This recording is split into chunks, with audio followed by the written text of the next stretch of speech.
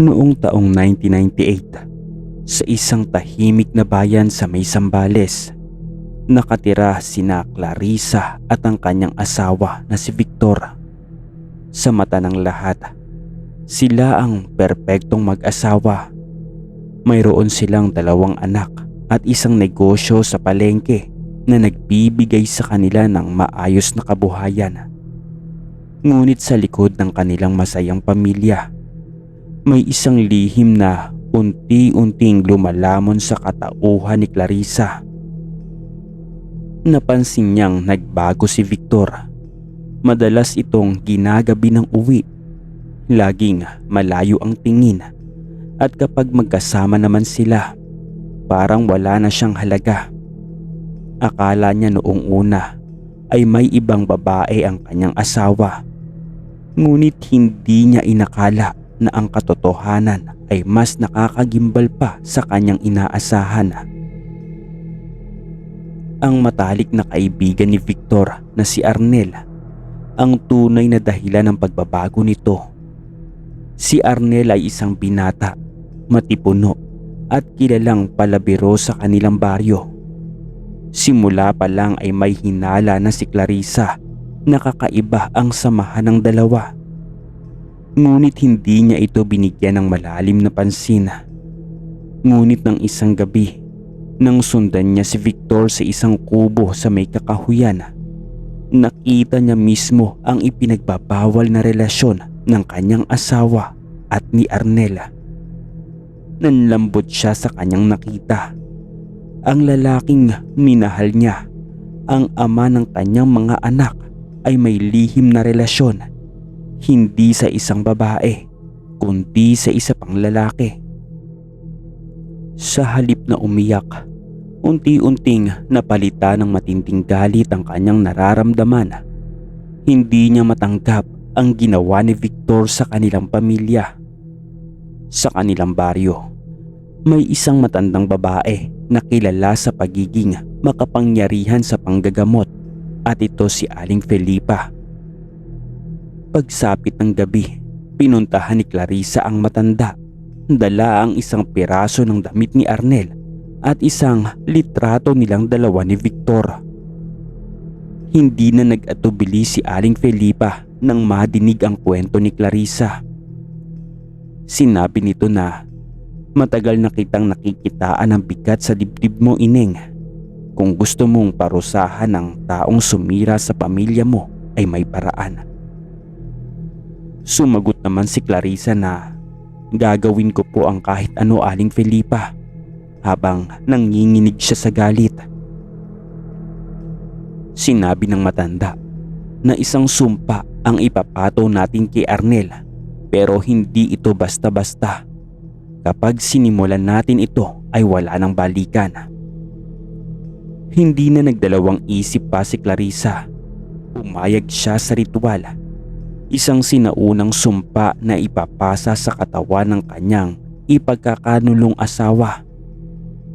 Makalipas ang 3 gabi, nagsimula ng makaranas ng kakaibang pangyayari si Arnel.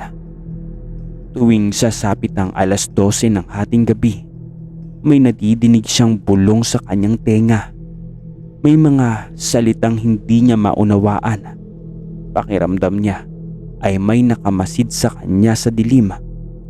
At sa bawat oras na mag-isa lang siya, may malamig na hangin na dumadaan sa kanyang batok. Dumaan ang mga araw at unti-unting nag-iba si Arnel. Namumutla ito at palaging nangangayayat at laging takot na takot. Sinasabi niya kay Victor na may kung anong nilalang ang sumusunod sa kanya, pero hindi siya pinaniniwalaan ng kanyang kalaguyo. Hanggang sa isang gabi, habang nasa loob ng kanyang bahay si Arnel, nakita niya sa kanyang refleksyon sa salamin ang isang babaeng may maitim na mata at dugo ang bibig. Isang nakakakilabot na boses ang bumulong sa kanya at sinabing, "Sinira mo ang pamilya ko, ikaw na ang kapalit." Napasigaw si Arnel at napasubsob sa may sahig. At ng gabing iyon, Natagpuan siya ng kanyang mga kapitbahay sa kanyang bahay na hubot-hubad at nanginginig at walang malay. Hindi na muling bumalik sa baryo si Arnel. Dinala siya ng kanyang pamilya sa isang albularyo sa isang bayan. Ngunit kahit anong gawin nila, hindi siya gumagaling at palaging takot at wala sa sarili at paulit-ulit niyang isinisigaw ang pangalan ni Clarissa. Samantala naman si Victor ay nagbalik sa kanilang tahanan. Pilit na binabawi ang tiwala ni Clarissa.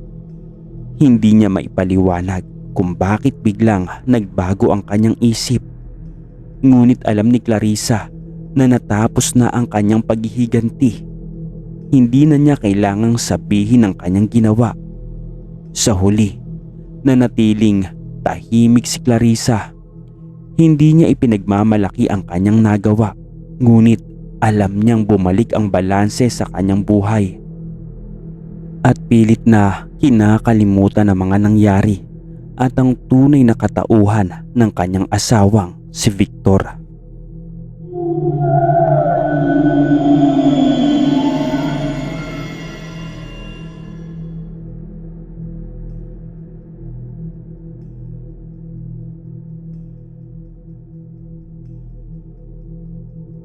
Noong taong 1995, sa isang maliit na baryo sa Laguna, tahimik at maayos ang pamumuhay ng mga tao.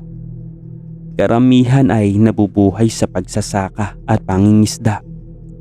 Isa sa mga kilalang pamilya rito ay ang pamilya ni Mario at Linda.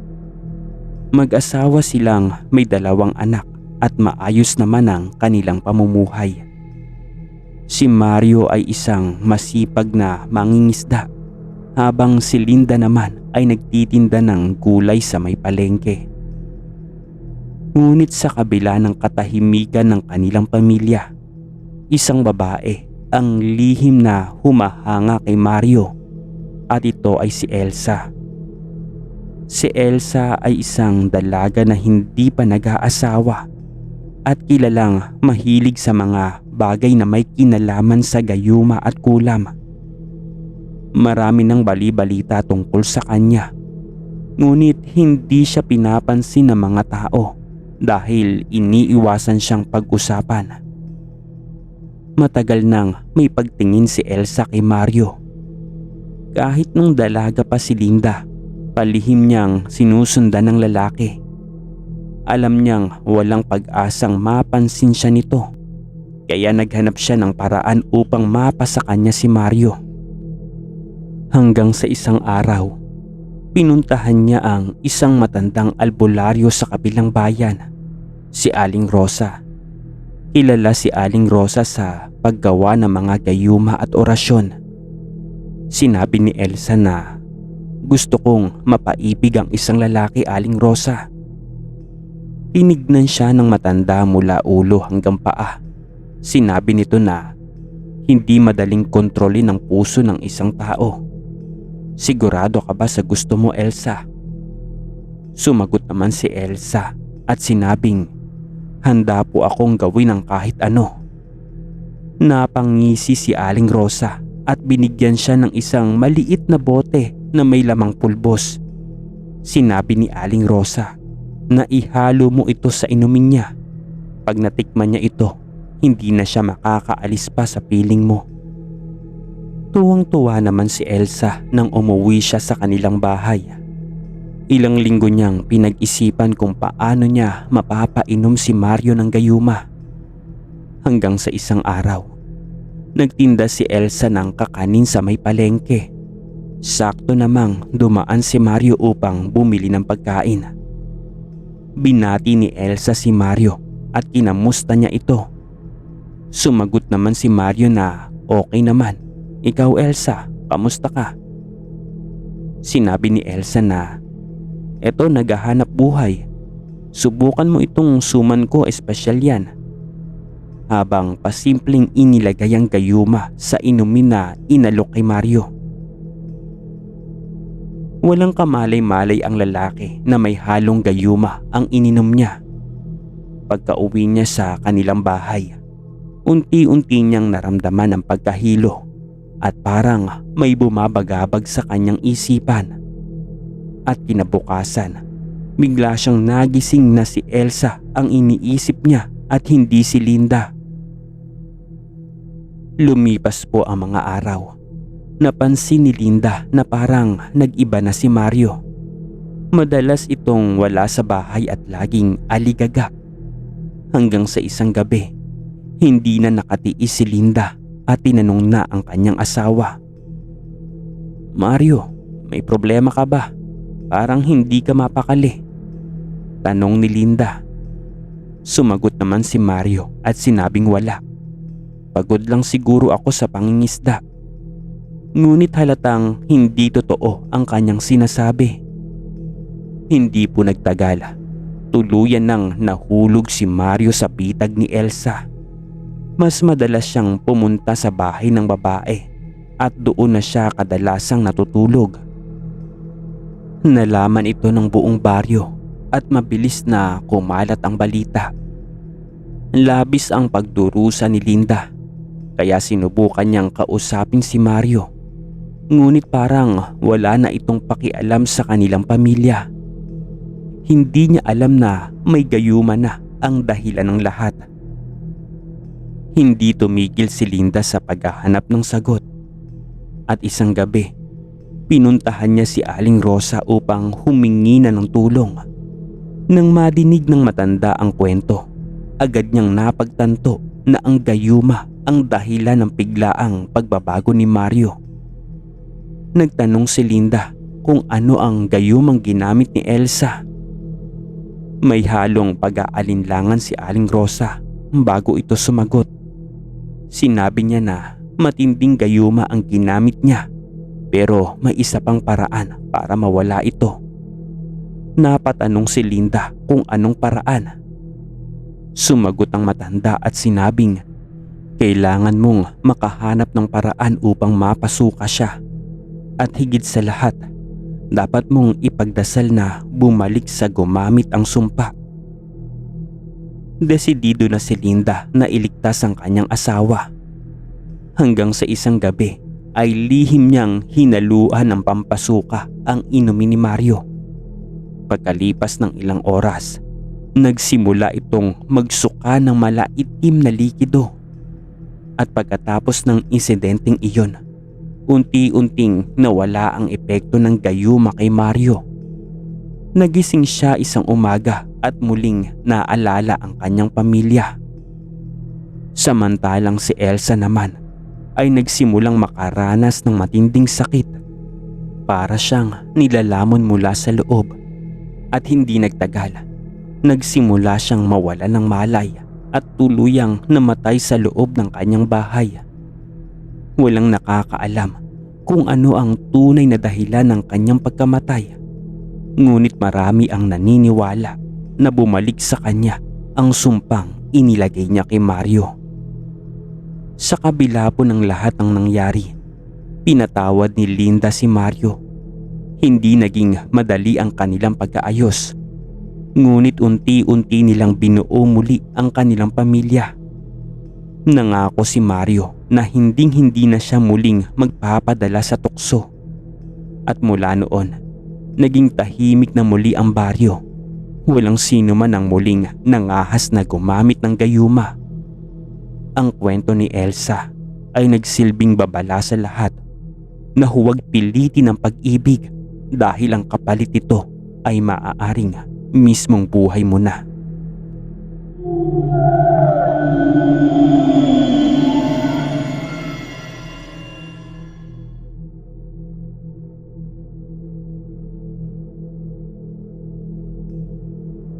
Noong 1990, sa isang liblib na bayan sa Visayas, isang babaeng nagngangalang Elisa ang dumating. Hindi siya kilala ng sino man, ngunit ang kanyang ganda at mahinhin na kilos ay agad na nakatawag ng pansin. Ilang buwan lang, naging kabit siya ng isang mayamang negosyante, si Arnaldo, na may asawang si Gloria. Sa umpisa, walang nakapansin sa kanilang relasyon. Pero nang magtagal, nagsimula nang maghinala ang mga taga-bayan. Isang araw, biglang nawala ang ilang bata sa may bayan. May nagsasabing may itim na anino ang gumagala tuwing gabi. Unti-unting natuklasan ng ilan na tuwing may nawawalang tao, si Elisa ay tila mas lalong gumaganda. Ang kanyang balat ay nagiging mas maputi at makinis. Ang mga matatanda sa bayan ay may kutob na hindi siya ordinaryong babae. Sa mga sumunod na linggo, may ilang mangingisda na hindi na nakabalik. Ang kanilang mga bangka ay natagpuan sa ilog, ngunit wala ang kanilang katawan. Isang matandang magsasaka ang nakakita kay Elisa na tila may kinakain sa tabi ng kanyang bahay. Ngunit nang siya ay lapitan, wala siyang makita kundi dugo sa may lupa. May mga nadidinig na din ang mga taga-bayan na kakaibang tunog tuwing gabi. Parang pagngasab ng hayop sa hilatsa ng buto. Sa isang madilim na gabi, may isang lalaki, si Mang Delfin, na huling nakitang pumasok sa bahay ni Elisa. At kinabukasan, wala nang nakakita sa kanya. Isang batang naglalaro malapit sa bahay ni Elisa ang nakasaksi sa isang kahindik-hindik na eksena. May duguang bisig na nakasampay sa may bintana. Agad itong tumakbo pabalik sa bayan upang ipagbigay alam ang kanyang nakita. Nang puntahan ng ilang lalaki ang bahay, ay wala na ang bisig, pero may bahid pa rin ng dugo ang sahig. At isang gabi, may isang babaeng sumisigaw mula sa bahay ni Elisa. Nang tumakbo ang ilang lasing na kalalakihan upang alamin kung ano ang nangyari, nasilip nila sa siwang ng dingding ang isang eksena na hindi nila malilimutan. Nakaluhod si Elisa sa may sahig. Hawak-hawak ang isang putol na ulo. Ang dila nito'y inilabas niya at dahan-dahang sinisip-sip ang dugo mula rito. Ang katawan ng biktima ay nakatiwangwang. Wala nang laman ang tadyang. Waring hinigop ang bawat himaymay ng laman. Tumakbo ang mga saksi sa takot. Ngunit bago pa sila makalayo, lumabas si Elisa mula sa kanyang bahay. Ang kanyang mukha ay balot ng dugo. Ang kanyang mga mata ay kulay pula. Tumawa siya ng mahina. Animoy aliw na aliw sa kanilang takot. Bumulong muna si Elisa at sinabing masarap bago mabilis na pumasok muli sa kanyang bahay. Nagkaroon ng isang gabing malakas ang ulan. Sa kasagsagan ng bagyo, may isang pamilya ang hindi nakalabas ng kanilang kubo. At kinabukasan, nang puntahan ng mga kapitbahay, ay wala na silang natagpuan kundi kalat-kalat na damit at dugo sa may sahig. Walang anumang palatandaan kung sino ang may gawa. Ngunit sa labas ng bahay, may nakita silang malalaking yapak ng paa. Hindi ito pangkaraniwang sukat. Parang masyadong mahaba ang mga daliri. May isang batang naglalaro malapit sa gubat nang bigla na lang ding nawala.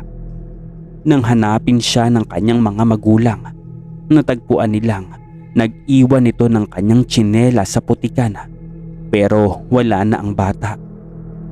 Ilang araw ang lumipas, may naaamoy na mabahong singaw mula sa isang lumang kuweba. Nang silipin ng mga mangingisda, natagpuan nila ang katawan ng bata. Hindi ito basta pinatay, kundi nilapa ito ng buo. Ang kanyang laman loob ay wala na.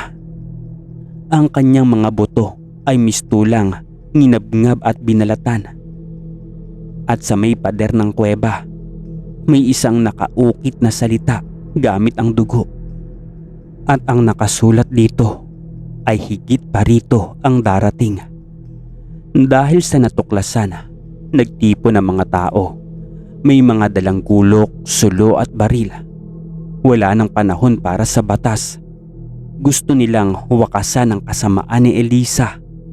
Ngunit nang kanilang pasukin ang bahay ay wala na siya roon. Nagpatuloy ang paghahanap hanggang sa isang gabi ay nakita siyang gumagala sa may gubat. May hawak na dugo ang bahagi ng katawan ng tao. Kaya naging mas mabilis siya, mas malakas na parang hindi na siya isang normal na tao. Ilang lalaki ang naglakas loob na sugurin siya. Ngunit isa-isa silang nagkaalasog-lasog sa kanyang matatalas na kuko at matalim na ngipin. Ngunit hindi nagpatinag ang taong bayan. Gumawa sila ng bitag at iniwan nilang bukas ang lumang imbakan ng mais. Naglatag ng sanga at damo upang magmukhang lupa. Nang mapansin nilang dumaan si Elisa, nagtipon sila sa paligid. Inihanda ang kanilang mga armas at isang bata ang pasimpleng humikbi sa takot. At doon lumingon si Elisa. Ang kanyang duguang muka ay walang anumang emosyon. Bigla siyang sumugod, ngunit bumagsak siya sa hukay na kanilang inihanda. At dahil sa galit, agad nilang pinagbabato si Elisa sa loob ng hukay. Ngunit kahit duguan, hindi siya huminto sa paggalaw. Sinubukan niyang umakyat, ngunit ibinuhos nila ang gasolina sa hukay at sinindihan ito. Nagapoy ang paligid at sa unang pagkakataon, nadinig nilang sumigaw si Elisa. Hindi sa sakit kundi sa matinding galit.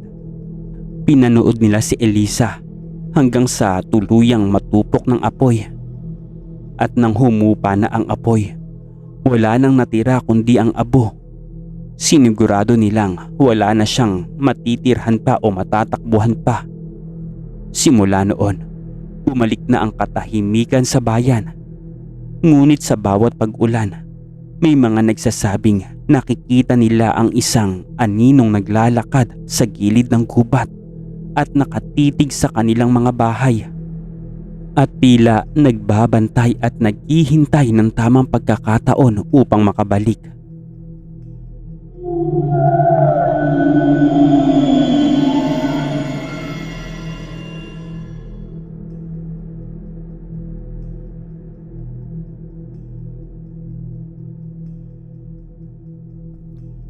Si Teresa ay isang simpleng babae na nakatira sa isang liblib na barangay sa Iloilo. Sa isang maliit na bahay na pinapalibutan ng mga matataas na puno at malalagong halaman.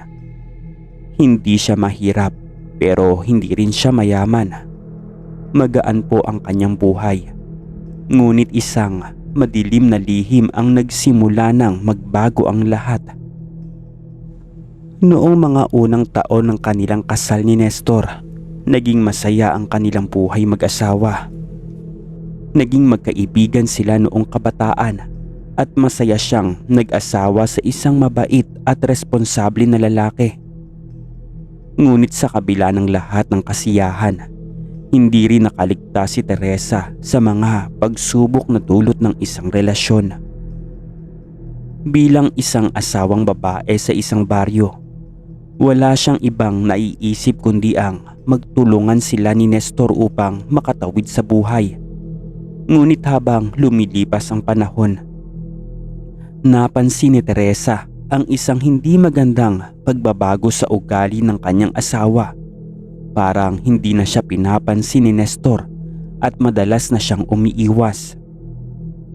Isang gabi ng Mayo, napansin ni Teresa na hindi umuuwi si Nestor sa kanilang bahay. Ang lalaki ay laging maagang umuuwi noon. Kaya laking gulat niya nang hindi na siya makita.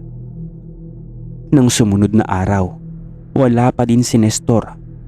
Sinubukan niyang magtanong sa kanilang mga kapitbahay pero wala silang alam tungkol sa kalagayan at kinaroroonan ng kanyang asawa. Ang mga araw na wala si Nestor ay naging mahirap kay Teresa. Hindi lamang siya nag-aalala sa kalagayan ng kanyang asawa, kundi pati na rin sa kanilang mga anak. Ang mga bata ay nagtatanong kung nasaan si Nestor, ngunit wala siyang maipaliwanag sa kanila. Hindi siya makapagsalita ng buo sapagkat hindi niya pa alam ang buong katotohanan. Isang linggo ang lumipas at isang hapon, nakatanggap siya ng hindi inaasahang bisita. Isang matandang babae na kilala sa kanilang baryo bilang mang-uukit ng mga kasaysayan at pamahiin ang dumating sa kanyang pintuan. Ang pangalan ng matandang babae ay Lola Ising. Siya ang matandang mang-uukit na may kaalaman sa mga lihim ng kanilang baryo. Si Lola Ising ay isang tanyag na mang-uukit ng mga kwento ng mga kababalaghan. Ngunit siya rin ay may alam tungkol sa mga tradisyon ng mga mangkukulam. Si Lola Ising ay pumasok sa bahay ni Teresa. May dala-dalang isang maliit na basket at mga piraso ng halamang ginagamit sa mga ritual. Teresa, ang asawa mong si Nestor ay may itinatagong lihim, sabi ng matandang babae habang tinitignan ng mga mata ni Teresa. Teresa, hindi mo pa alam ngunit may ginagawa na siyang magpapabago sa inyong buhay. Nagulat si Teresa sa kanyang narinig. Ano pong ibig niyong sabihin, Lola Ising? Nasaan po si Nestor? Hindi ko po kasi siya matunton. Sumagot ang lola at sinabing, si Nestor anak ay may ibang buhay na. Nagkaroon siya ng kabit at hindi lang basta kabit, kundi isang kabit na may kakaibang kapangyarihan. Ang babaeng ito ay hindi basta tao. Siya ay isang mangkukulam. Napaatras si Teresa sa kanyang narinig. Hindi niya kayang tanggapin ang mga salitang iyon. Hindi siya makapaniwala na ang asawa na minahal niya ng buong puso ay nagtakda ng isang madilim na landas. Hindi niya kayang tanggapin na ang isang tao na inaasahan niyang magtataguyod sa kanilang pamilya ay nagdala sa kanila ng isang madilim na landas. Ang kwento ni Lola Ising ay nagpatuloy. Ayon din sa matanda, ang kabit ni Nestor ay isang mangkukulam na kilala sa kanilang baryo dahil sa mga lihim na ritual. Ginagamit niya ang kanyang kapangyarihan upang mang-akit ng mga kalalakihan at si Nestor ay isa sa mga nahulog sa kanyang mga pangako. Ang mangkukulam na kabit ay may plano upang kunin si Nestor mula kay Teresa at maging dahilan ng kanilang paghihiwalay. Ang mga pangarap niya ay unti-unting nagiging bangungot. Nakita niyang umiiyak ang kanyang mga anak dahil sa pagkawala ng ama at higit sa lahat, nakita niyang ang kanyang buhay ay nawawala sa kanyang mga kamay. Hindi niya kayang hayaan na mawala sa kanya ang kanyang asawa at ang kanyang pamilya. Kaya isang araw, napagdesisyonan ni Teresa na dumaan sa isang matandang simbahan sa bayan. Doon ay nakatagpo siya ng isang pare na kilala sa kanyang kaalaman sa mga kababalaghan at mga ritual. Sinabi ni Teresa ang kanyang saloobin at mga pangarap na gusto niyang muling buhayin. At sa tulong ng pare, natutunan niyang magdasal at magbigay ng lakas ng loob upang labanan ang kapangyarihan ng mangkukulam. Nang magbalik siya sa kanilang bahay, naghintay siya ng pagkakataon upang makaharap ang mangkukulam na kabit. Nalaman ni Teresa na ang mangkukulam ay magsasagawa ng isang malaking ritual sa isang tagong lugar sa kanilang bayan. Hindi siya natatakot at nakipagtulungan ng mga tao sa kanyang paligid upang pigilan ang mangkukulam. Sa isang gabi ng undas, nagtipon ng buong baryo upang labanan ang mangkukulam. Ang lahat ay nagsama-sama, armado ang kanilang lakas ng loob at dasal upang tapusin ang ritual na nagdudulot ng pagkalito at pagkawasak sa kanilang bayan. Pinangunahan ng pari si Teresa at ang mga tao upang tapusin ang plano ng mangkukulam. Iginapos nila ang mangkukulam sa may puno ng akasya at pinaamin sa kasalanang nagawa nito. At laking gulat ni Teresa dahil ang babaeng dinakip nila at iginapos ay ang kanyang matalik na kaibigan simula pagkabata. At ito rin ang pangalawang magulang ng kanyang anak at ito ang taong nagtraidor sa kanya. Nagmakaawa ito at pinatawad naman ni Teresa, pero ang taong bayan ay nagpumilit na puksain ang taong mangkukulam at ito ay sinilaban ng buhay. Sa kabila ng lahat ng pagsubok at awa, nagtagumpay ang taong bayan. Kahit na masakit sa kalooban ni Teresa, si Nestor naman ay nagbalik sa kanilang pamilya at nangako siyang hindi na muling magtataksil pa.